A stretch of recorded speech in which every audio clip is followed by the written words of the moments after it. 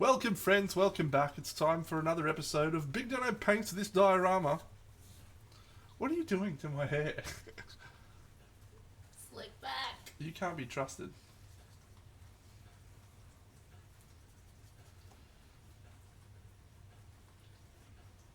Oh, we've got too much water in that brush, Deno. Too much water in that brush.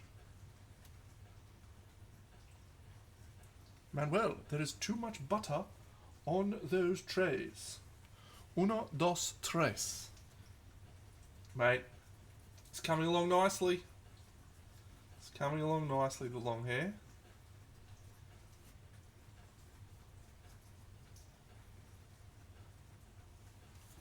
Sort of, anyway. Hello, Simon. Hello, Cragzog.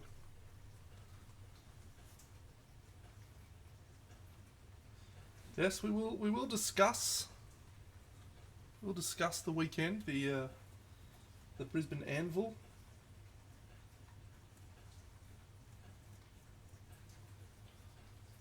Thank you. Yeah, it was a bit more than I was anticipating, actually. So that's why I took yesterday off. Just spent. Took us about 2.5 hours, I think. It's a long time.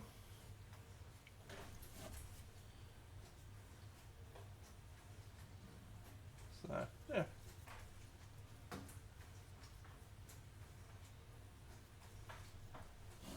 Fun though. Well, funish. It does feel like work,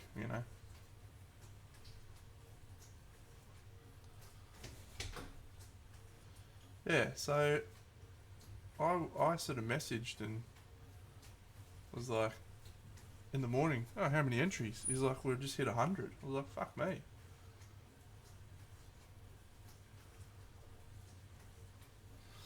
Good spread of entries. For a first time event, I think the Brisbane Display Painters Guild had a lot to do with the success of the event in its first incarnation. So yeah, nice to be a part of it. And I do want to talk about the mentality as well in a little bit, because just some observations I had, which I'll talk about shortly. But yeah, the best in show was won by a Brizzy painter by the name of Coulter. Shot of Paint Water, I think, is his name. Maybe. I actually can't remember. I think that's it. Hello there, Annick Roach. Let me go and have a look. Shot of Paint Water. Instagram.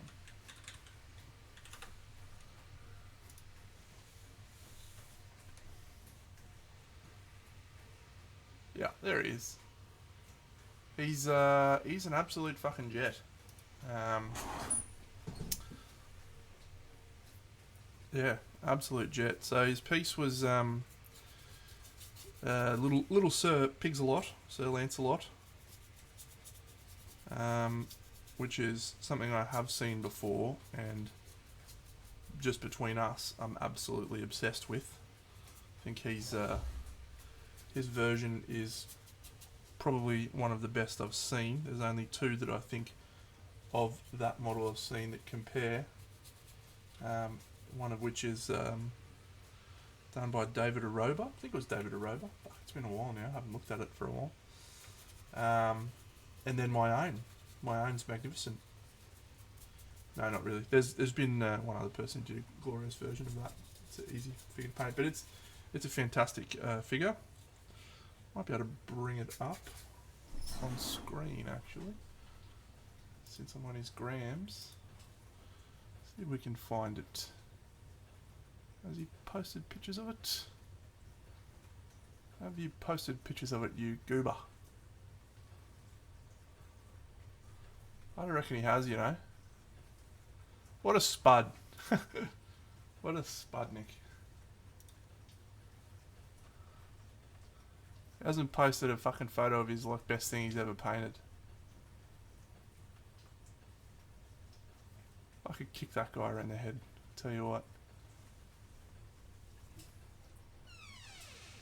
It's very good. Anyway. I hope so, yeah. I hope that we'll see some It's a fucking glorious model. Really good model. Really all sorts of interesting colours or shapes to put colours on.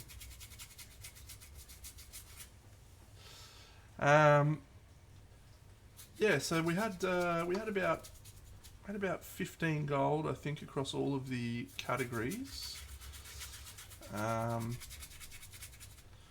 which felt like a pretty nice balance. You know, we felt like that was a nice number of 150. It's about 10%. It may have even been a little bit higher, but look, you know, one of the things I always find really challenging with judging, and probably my weak point as judge, you know, I absolutely just want to err on the side of let's fucking celebrate people doing cool shit. You know, so if I'm trying to decide, do I think something deserves a gold or a silver, and it's cool, I'll just be like, fuck, give it a gold, mate. And I want to just reward people for coming along and, you know, participating in these events, rather than not. So I really do err on the side of giving out more medals than I should. Which is good for the people who entered, I guess. Good for them. Maybe less good for the judges who have to pay for it, but anyway. But let's have an interesting conversation about entering an event like this, because it's sort of been on my mind as there was some, what's the right way to phrase this? There was some people who didn't respond well to the judging in terms of their own performance, which is a universal thing at a painting competition, right? There's always going to be people unhappy with the judging, and one of the great things about me is it doesn't actually impact me in the slightest. You know, people are allowed to feel however they want to feel about my decision making. They're allowed to be wrong. It's okay. But the thing I want to just sort of talk about is just like, it's a question I continually come back to, right? It's a thing that I came across during my work, you know, time in work and coaching and leading teams and blah, blah, blah. And it's just this question, right? Start with why. Start with why. And the more I learn about people and motivation and, you know, all these things, this statement just continually crops up and just continues to come back, and it's like, yeah, it's actually such a seminal perspective that you need to understand your why, your motivation, right? And so I wanted to talk about the why people enter into a painting competition. And I feel like when your motivation to enter a painting competition is the right motivation, you're accepting of the result.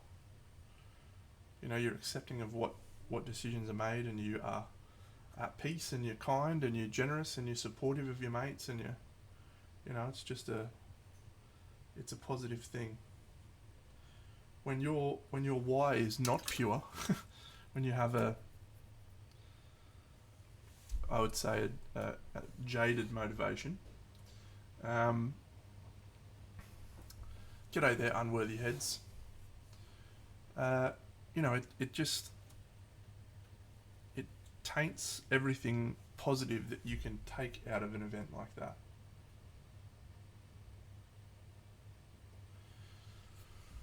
My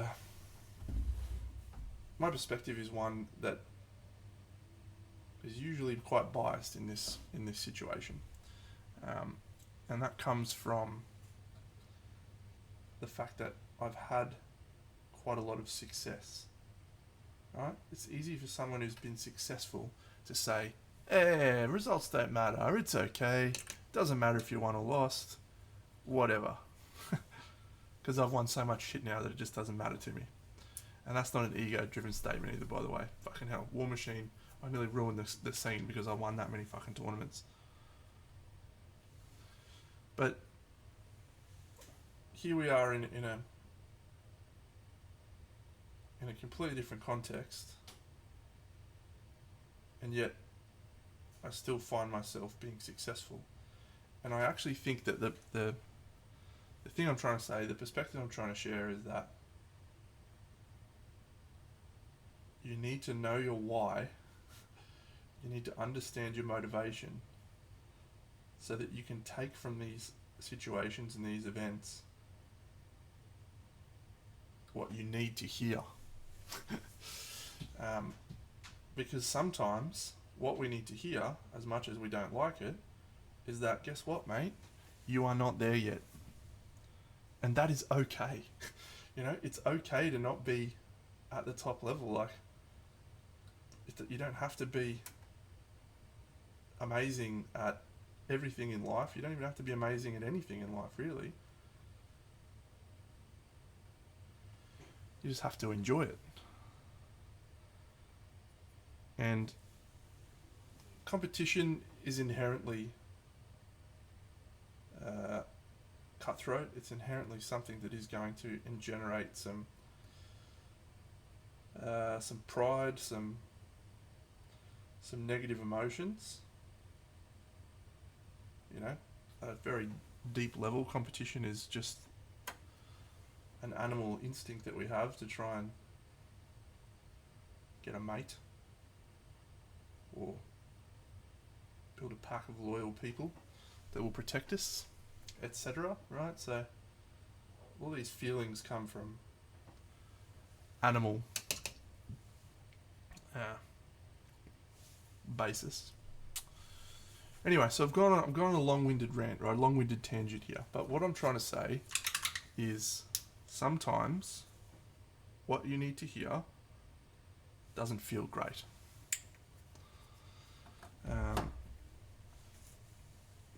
And when your motivation is something that you understand and you've started with your why, it's much easier to hear that. And it's much easier to have someone say, yeah, mate, you're a long way off where you need to be. Because then you can go, yeah, okay, that's good feedback. I'm gonna take that and I'm gonna learn from it. It's just a real struggle for me when I see people not handle things as well. Now there's times, right? There's times when judges make mistakes. Let's use Zumi from the recent Golden Demon as an example. All right. Zumi is quite clearly a very, very good painter, and the pieces that he entered at Golden Demon were, quite frankly, I thought, absolutely enormous, incredible, and yet he didn't get, like, I think he was not even commended or something. He didn't even get a second look.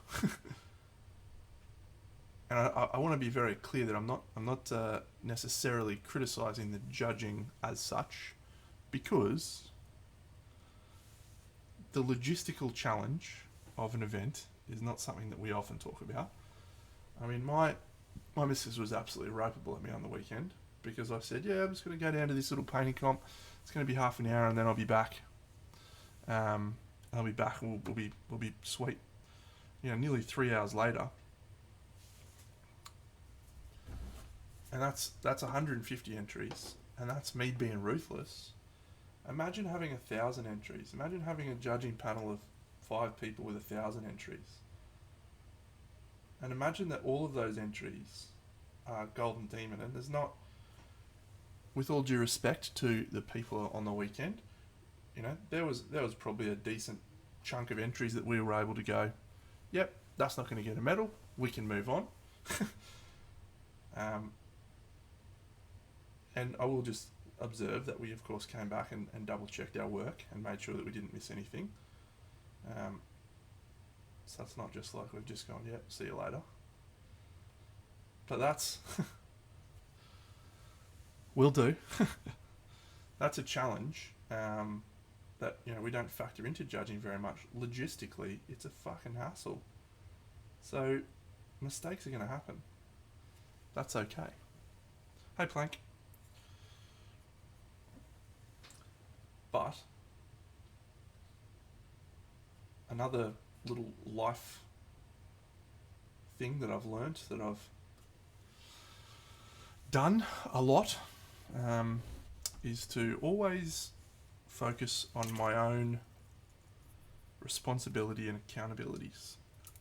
So rather than walking away and saying, you know what, those judges fucked up, it's their fault, it's not my fault, it's the judge's fault, I have a tendency to ask a different question, and my question is, what could I have done differently that might have changed that result? Now sometimes the answer to that question is not much. Sometimes I walk away and go, you know what, I'm pretty confident that I did everything I could. And when that's the case, I move on. There'll be other times when I go, yep, you know what, I phoned that in. I phoned aspects of that in, or I knew I didn't do as much as I could have there. So that's my takeaway. I really need to elevate that and understand that that is something that needs to be better. All right?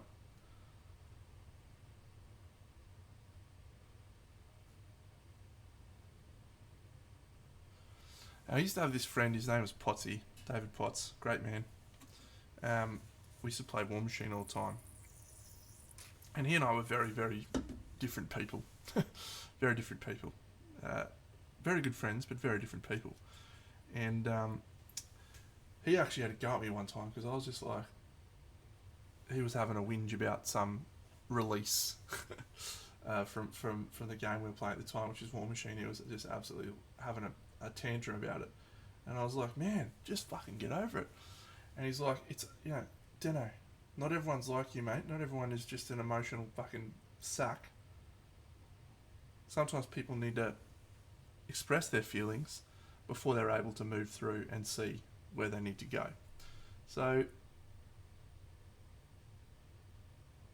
the lesson I tried to learn from that, but still haven't quite succeeded in, is that people sometimes have an emotional response to things, which is probably okay, as long as they eventually reach the conclusion that is, yeah, it's probably something I could have done differently. And I feel like that too often people don't reach that that point. That's a great question there, Unworthy Heads, and I will do something that I like to do a lot when confronted with these kinds of challenging conversations. What do you think? Do you think you should enter a comp if you're not happy with a piece?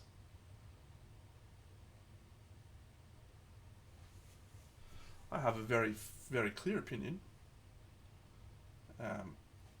which I think is a very agreeable perspective.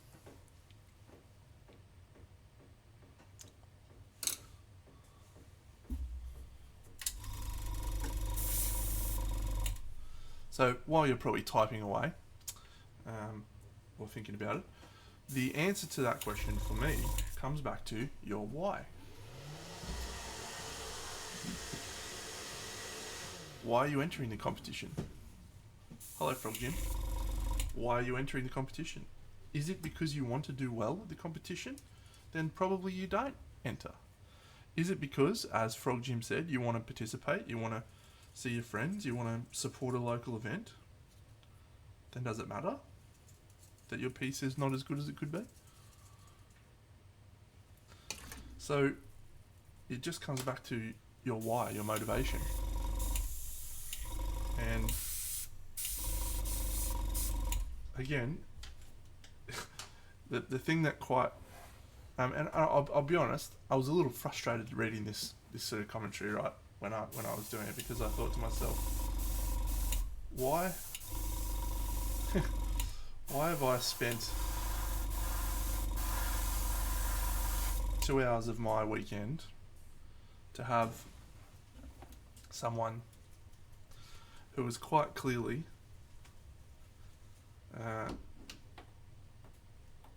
not emotionally capable,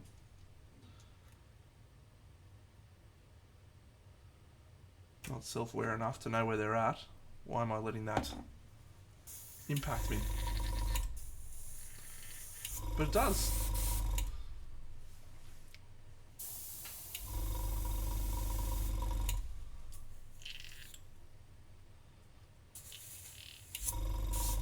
Yeah, I could provide you a laundry list of reasons why you should enter, right? But that's not. I don't think that's the value that we're going to have in this conversation. I think the value is understanding that everyone's motivation is different, right?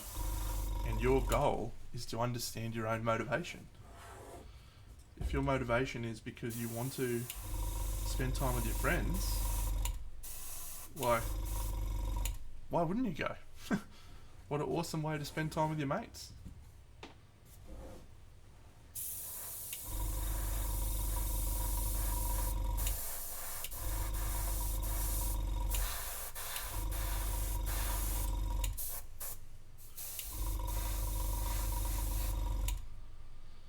Yes, sort of. It's probably fair to say that it wasn't that someone got upset at their result, it was that someone got upset at themselves.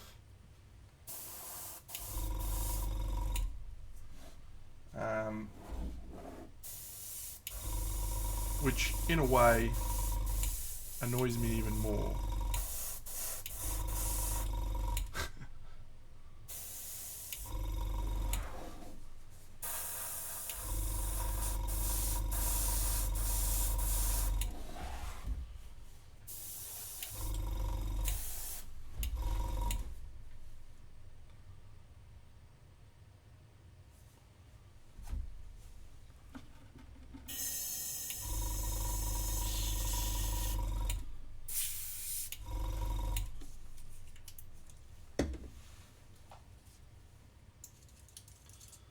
So I love competitions, right? G'day, Fat Kebabs. Thank you, mate, for asking. I'll answer your question very shortly, but it is going wonderfully well.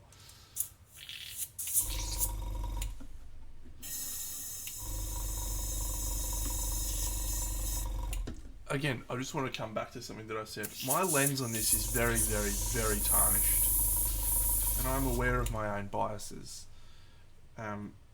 There's probably few people in the world that can handle a negativity of a competition as well as I can.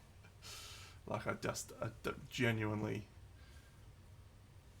it doesn't impact me in just about any way. It did. It got to me before, when I was younger, but yeah, in the last 5 years, 5-6 years, don't even bat an eyelid. Let me answer your question. The job is going just really amazing.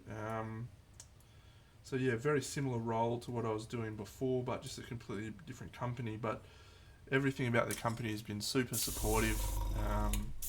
The induction's been a great process. The people that I'm working with are really really great people, really fun vibe. So yeah, I feel really really lucky actually. Like I've as bizarre as it sounds, it just feels like nothing's changed, and you know that's something I couldn't have even hoped for. It was just so the timing of everything just worked out so well. Uh, I I personally am quite a big believer in your own ability to influence your things around you positively. You know, if you have a positive mindset and you work hard, good things happen. Is my belief, my opinion. So, thanks, Cole. Yeah, well, obviously you know where I am and what I'm doing. So, but yeah, it's been such a positive experience. I feel really blessed. Hashtag blessed.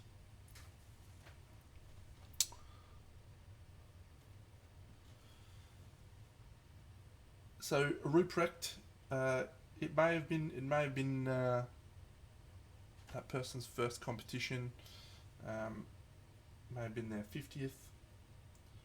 I don't really know, and I guess the the lesson or the message that I'm trying to impart here, the wisdom that I'm trying to the message that I'm trying to impart is that it is okay to not succeed.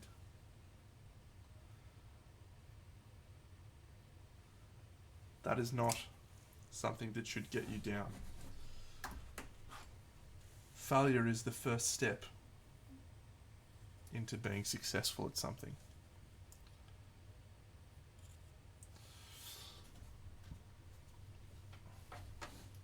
That's good, Cole. Yeah, I was chatting to a couple of people. They've all sort of landed on their feet and found themselves in different spots, and yeah, it's good. It's some good's come out of what was a pretty shitty situation. So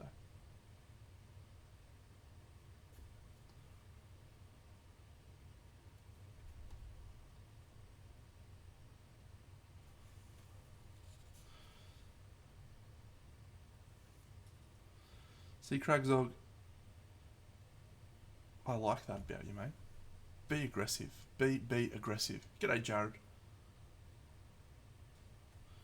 You know, like, have a go. Have a go, son.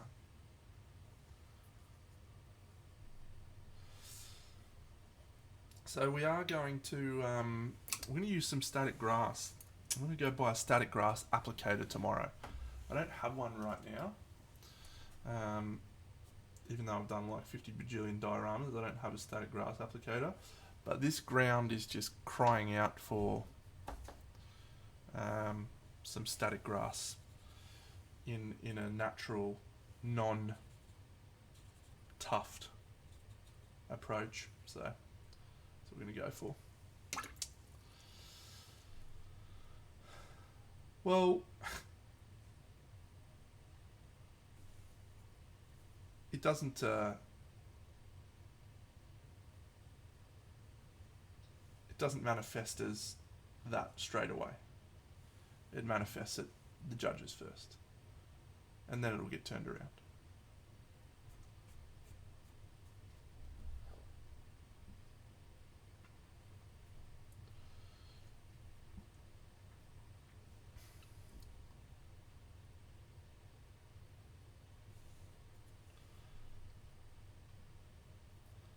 And I don't know if that particular person is going to find their way to this stream, and and if they do, take from this a positive message, which is that it's given me a great opportunity to just reflect on my own biases and feelings about this thing, and that I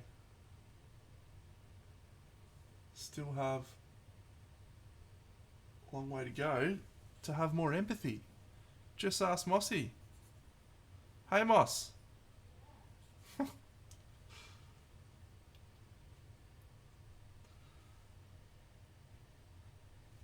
Not one of my strong suits, empathy.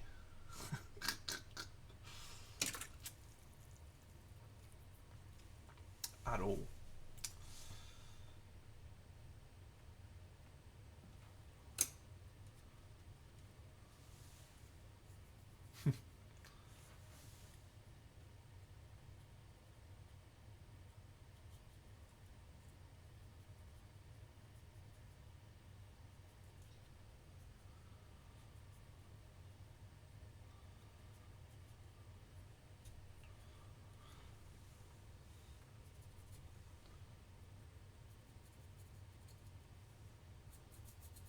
Yeah, it's going okay, Timbo. We're getting there. We're getting there.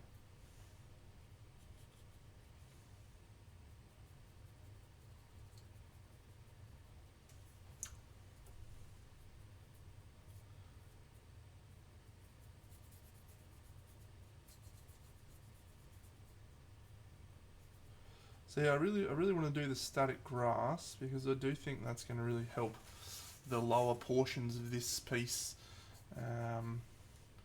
come alive a little bit, and that'll really help me with the other elements of the diorama when this bit feels a little bit more complete, because I think this being complete will help me with some of the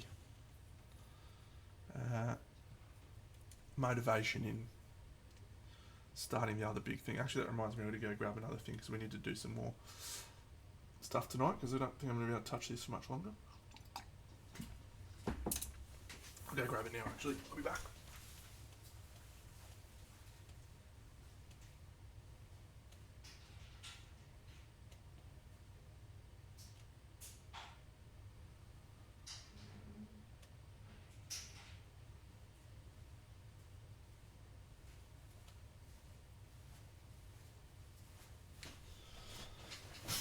Where does the lift go?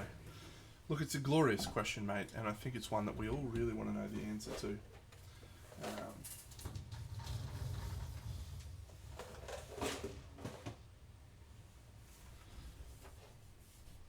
The lift. Come on. Where is the lift? You can do it. We're going to do this little bad boy. So I think we're going to try for some similar colours to tie it in a little bit. Now this is the front on angle. West End, riot, riot. But this needs to be a much colder atmosphere than what we had on that church scene. So we start with a different colour, which will be a cold blue, before we move into the yellowy rocks. So let's think about that. Cold blue. Do we even go purple, Deno? Do we go purple? No, I think we'll go dark Prussian blue. Actually, don't use that enough. Don't use that enough. Hey, great question. Really good question. There is no real difference in the colour, but there's a difference in the texture, and I can actually show you because I still have this sitting here. So this is the paint lid that I put my dirty down on. So you can actually see the little sandiness, grittiness to it. So the dirty down actually dries with a gritty texture. Whereas a normal paint will not dry. So I actually use both. Like I use a combination. I went and put snakebite leather on after that in areas, and you know, it's just all over. We have a variety of different textures and colours and finishes. But it's the actual sediment and property. Yeah, and that's a very good call from Timbo as well. You really do get a lot of I love using this analogy, right? I'm sure I've said this like 15 times in the stream, but I love it anyway. Shane Warne actually is the guy who used to say this. The great man. Warning. He used to say that a bowler's best attribute was natural variation. That was how he took wickets, was natural variation. The greatest wicket keeper, or the greatest leg spin bowler of all time. And it wasn't the fact that he was consistent, it was the fact that sometimes shit just did something that he didn't expect. I just love that. So anyway, I've extrapolated that to my own painting, and I like to say that a painter's best weapon in their arsenal is natural variation. And that is what water brings, it's what dirty down and contrast paints bring when you create some natural variation. That's true, Craig Dog, but we all saw the Mike Gatting delivery, right? It's just outrageous. Absolutely outrageous, but anyway. Nobody has said that, mate. Nobody here has said that except for you. I'll take it though. I will take it. I love Warnie. He's a flawed man. It's one of the things I like most.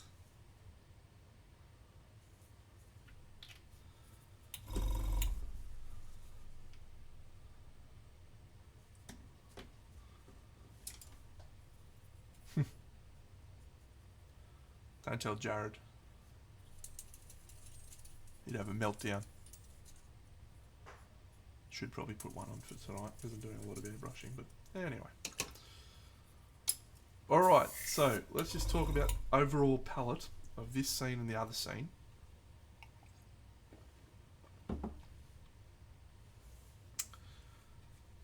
The same scene. So we need to thematically tie them together. Color palette wise, we need to tie them together. But atmospherically, we need them to be different. Because this... What are you doing, Dano? Fuck me, you're a disgrace sometimes.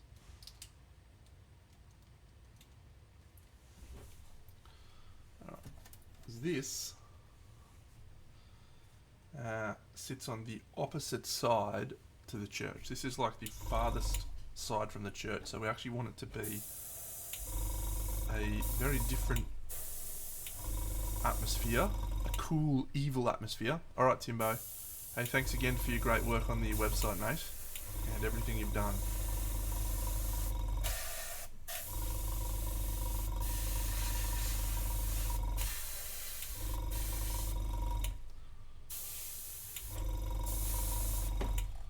So yeah, we want to have a very cold vibe, but in a way we want this to still feel like the same type of stone that was used on the church. Like, it makes sense that this would have the same colour stone.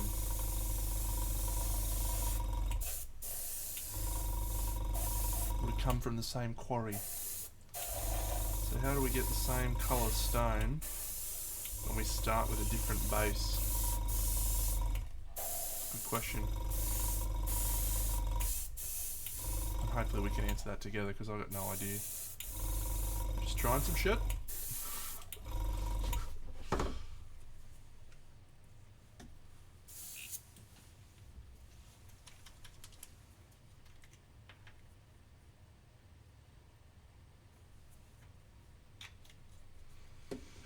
Anyway, let's go back to the positives of the Brisbane Anvil, because I spent a lot of time talking about some negatives. Really great event, really well run. I will use it as a template for successful events. You know, how do you start a painting competition from the ground up? The answer is you can't. You know, you almost have to have something to tack off of to be able to have a successful event from the word go. Now, what that is, you know, whether that's a painting guild, such as the Guilds Inn, or whether that's another event, such as Runax, or whether it's both. I'm not sure if you need all those things, but you definitely need something to start off with. That's alright, little Mad, welcome. No idea what you're saying, but I'm sure it was a very relevant and useful conversational piece.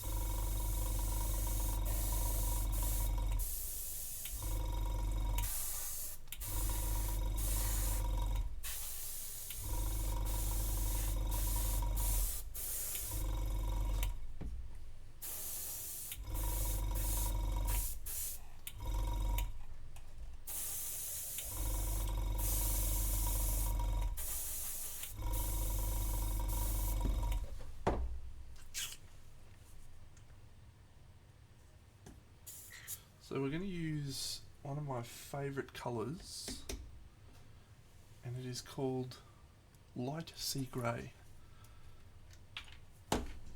Anytime I'm doing cold highlights, this is my go-to.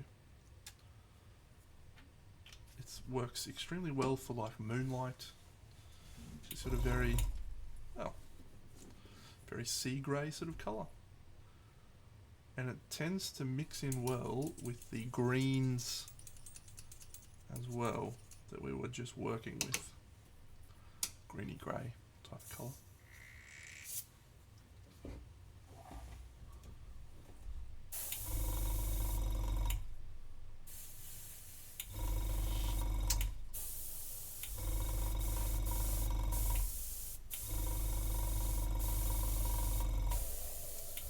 Yeah, interesting question, mate.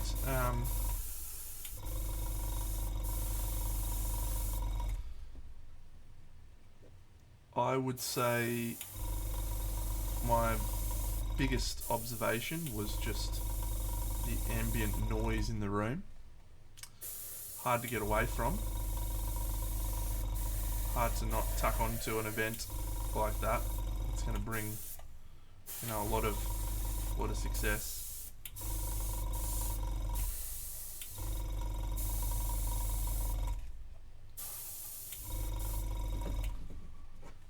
We'd love to have you, Anik Roach.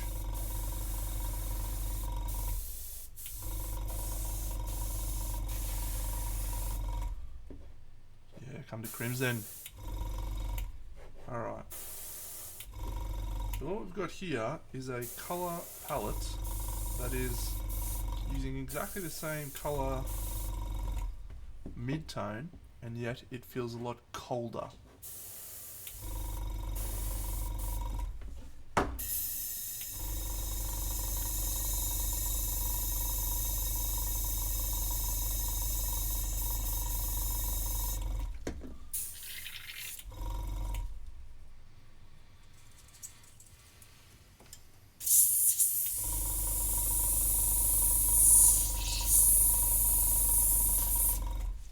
So now we'll do some brush work.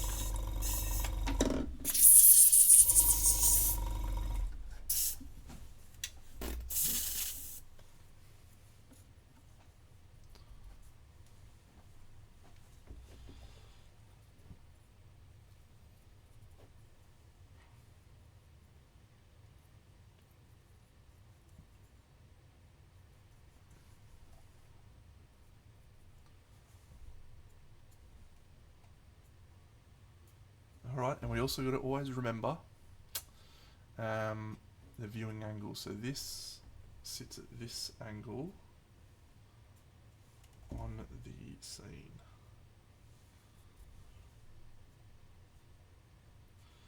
Yeah, ambient noise would be my first piece of feedback. You know, it's great to be attached to the event. It would be even better if we could be attached to the event in a separate room. First observation. Second observation, and this is going to be feedback that I give with the kindest of intent. It's very, very, very hard to appreciate figures when you have to either crouch down or bend down to see them when you're not allowed to touch them. Not every event has this luxury, but having shelves for them to stand on so that they're a little bit more visible height just makes a really huge difference for people's ability to appreciate the figures. For Crimson, we did the tables for years, many years, and the moment we did the shelves, I was just like, fuck me.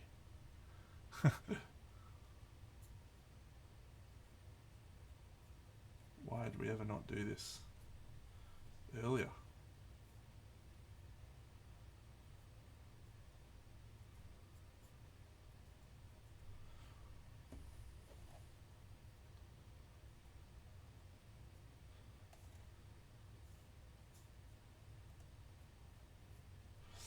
So yeah, it's tricky for a first time event to. Yeah, Simon, Pigment Predicament. He'll hook you up. He's got your moose.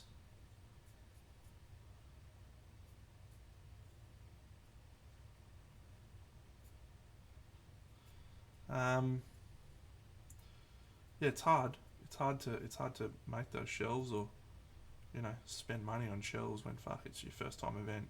So that might not be something for this year. It might be something for 2 or 3 times. Event down the line. I am a cricket fan. I am indeed a cricket fan. Big Bash coming up soon. Brisbane Heaters, defending champions. Can't wait. Don't care about New Zealand, mate. The Heats. No, it is good. It's any time. Anytime the underdog comes up is always a good thing, especially in the world of cricket. Seeing India go down. Where do we think Virat Kohli is going to end up in the echelon of greatest batsman of all time? It's going to be quite good, I think.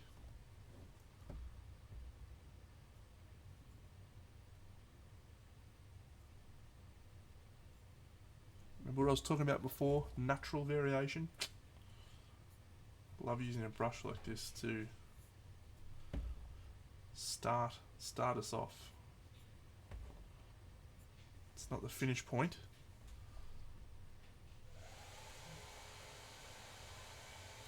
He is pretty up there, isn't he?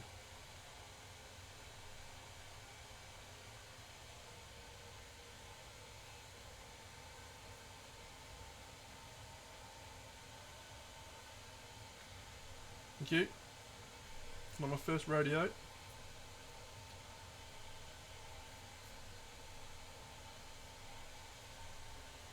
Alright, so we do want to have some green on this, right? Because the environment that we're existing in on this scene is actually quite green, but we want it to all feel cold. So we're going to use a dark green. Dirty down might not be ideal here. We might try a little bit actually, just on the back here.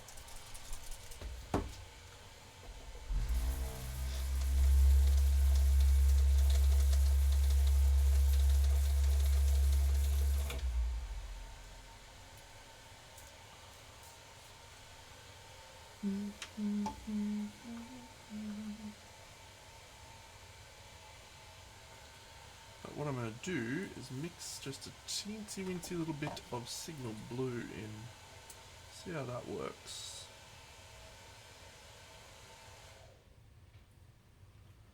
maybe it will work, maybe it will not.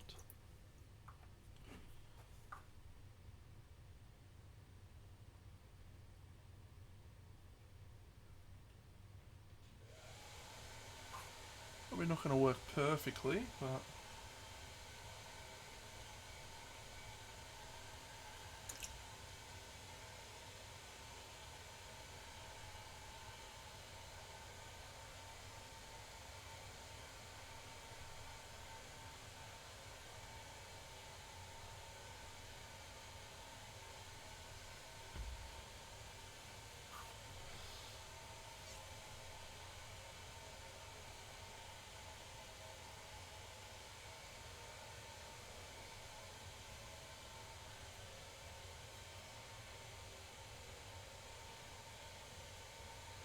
the other thing I really enjoy about Dirty Down, right, it kind of acts the same way as an oil paint does. You really get a little bit of extra time to just have a muck around with things.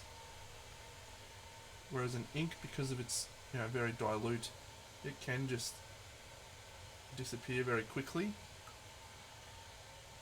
Dry very quickly, I should say. So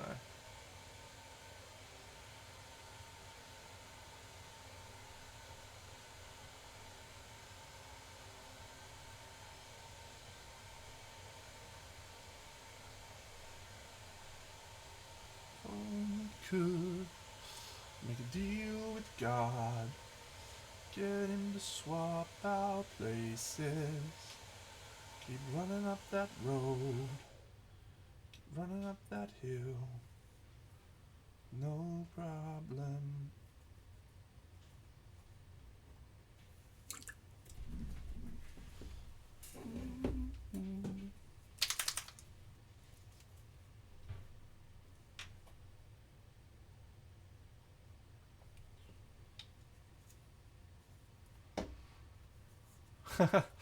Should be.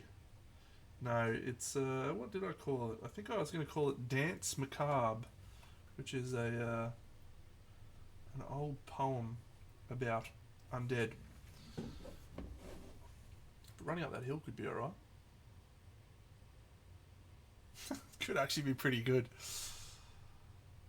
Now that I think about it, given that is literally what they are doing, running up that hill.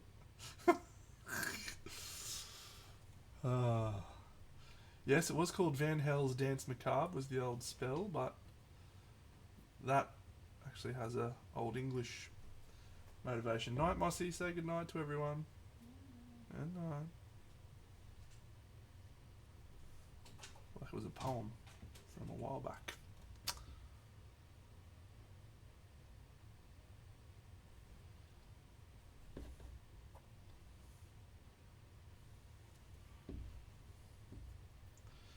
I used to love playing vampire counts. Vampires was my army.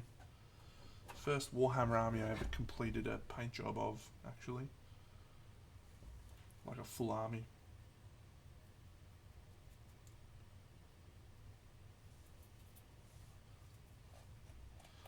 This is our front on angle.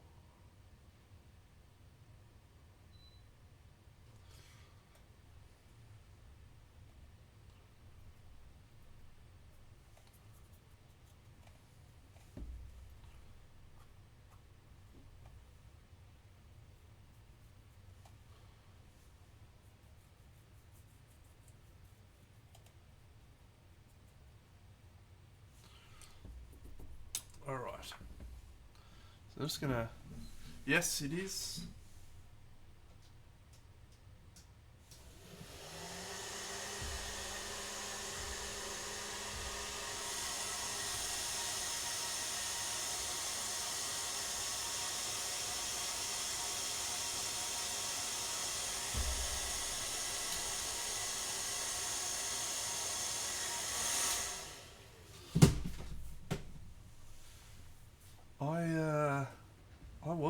I was writing a scene back then. Alright, so let's just have a look at the two side by side so we can see. I'm going to be doing some... I didn't really explain what I was doing up here, but I was adding some white because we've been doing some glow effects up there. But these are the two side by side, so this feels colder, but they still look like they're the same rock. Good work, Dino. You're awesome. Thank you, me. Stop up and shit, you wanker.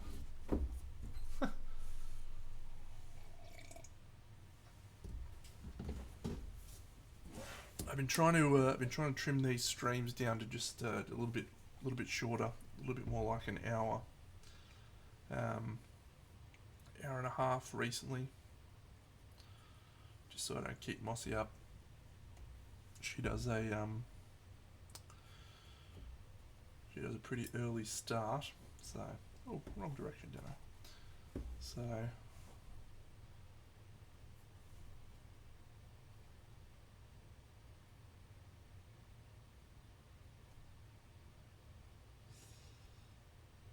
And you might say, well, why don't you start earlier, Dano?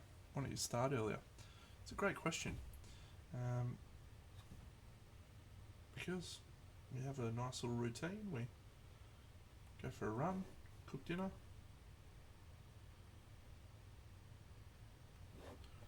and then finish and prepare for our evening. So.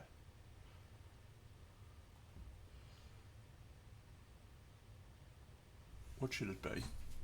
What have you given me?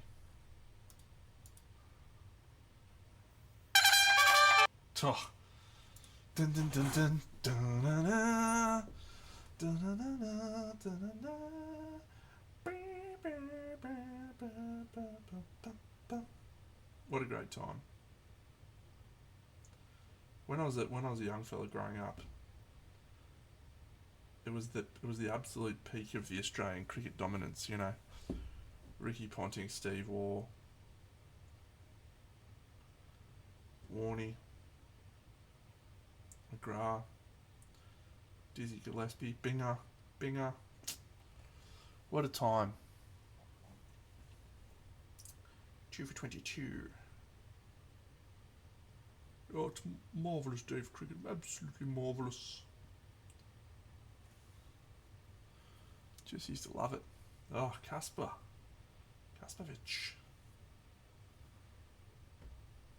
It's really, yeah. I was, we were staying at someone's house, I don't remember who, and we were staying, me, my sister and my mum and dad at this person's house. We had a whole flat part of it. I don't even know where it was. I think it was the sunny coast. But anyway, we're watching the game where Michael Bevan ran down, which in that time was a fucking ridiculous score. It was like 200 and something, 230. I watched that live. It's famous, Michael Bevan's most famous innings. He did it several times, but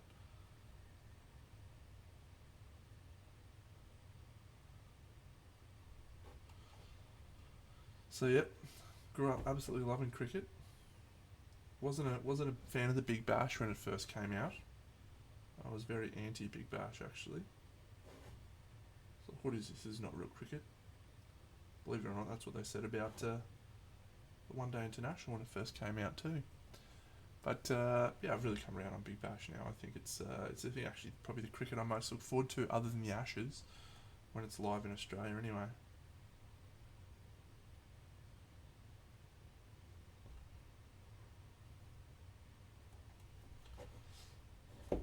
I'll just make another observation that I make about this Diorama gig.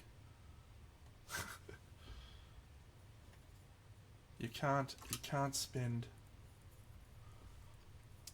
endless amounts of hours on an element like this, which sits at the back of the scene, and in fact would potentially detract from the overall scene if it was drawing too much focus. So what we need to do is give it enough detail that it looks compelling and that it looks interesting, but not so much detail that it draws too much focus.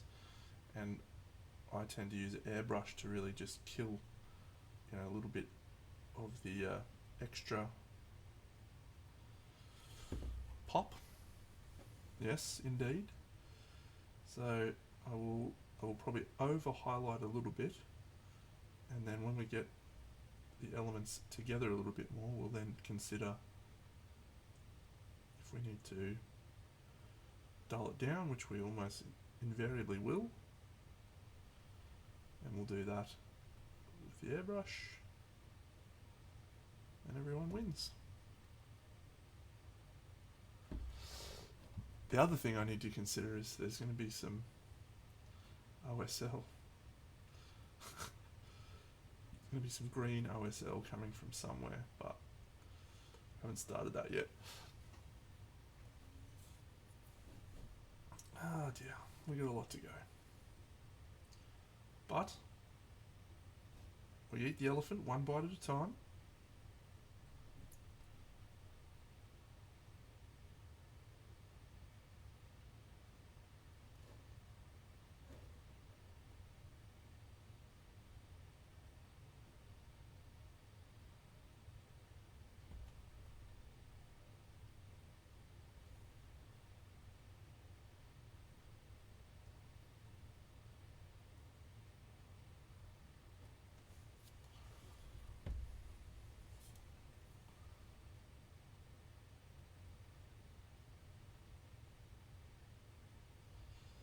This is a great little area up here with that textured stuff. Let's see if I can zoom in a bit. Turn the value up a little bit.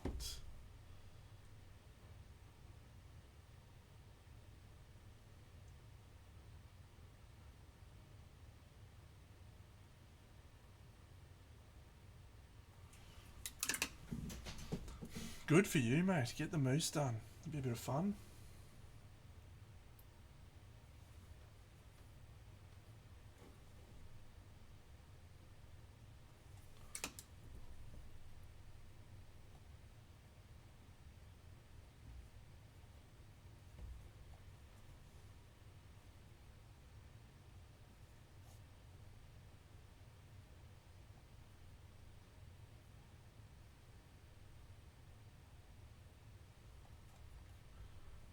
I was not aware of that, and now that I know it, I shall henceforth refer to you as Cragzog.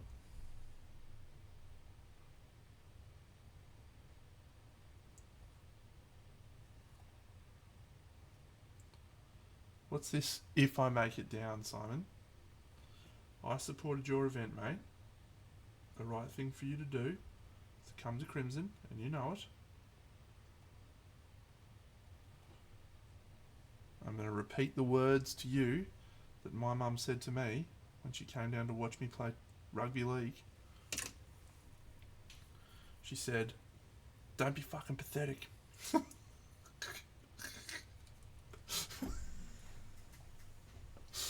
I wish that was a lie. I've got it on film.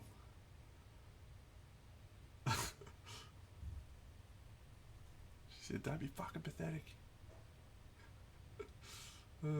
Isn't it interesting how the tone of the Dirty Down has changed by adding that blue? It's a much darker, colour of rust, which is really nice. It's one of the funniest things. So I don't know who was filming. I can't remember if it was my dad. So I asked someone to film the game, and then my mum and dad are watching. And my mum goes, I got smashed in a tackle, and she's like, "Come on, Trent, get up, don't be pathetic." So obviously I didn't hear it at the time, but then the other one she said that was a ripper. I made a break, and she goes, Go, Trenny, if you score a try, I'll give you $1. I'm 27. Oh, that was funny stuff. I might have to go find that video. That's on my YouTube channel actually still. Big Dano runs out for North Devils. It's not good footage. It's not good footage.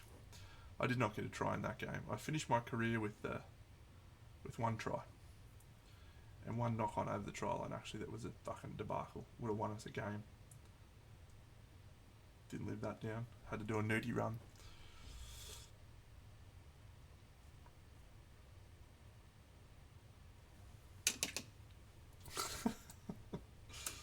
remember if I was 27. I was certainly quite young. We're going to wrap it up there, friends. We're going to wrap it up there. Got to leave all my stuff to dry. So next stream will be Sunday, assuming, because I don't have any other stuff to do. We may make a start on this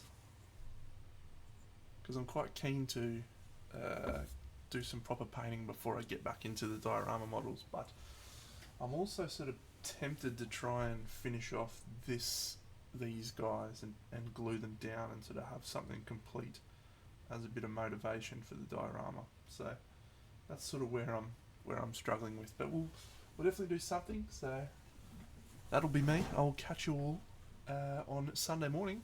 Have a great time. Have a great week. Big Dale out.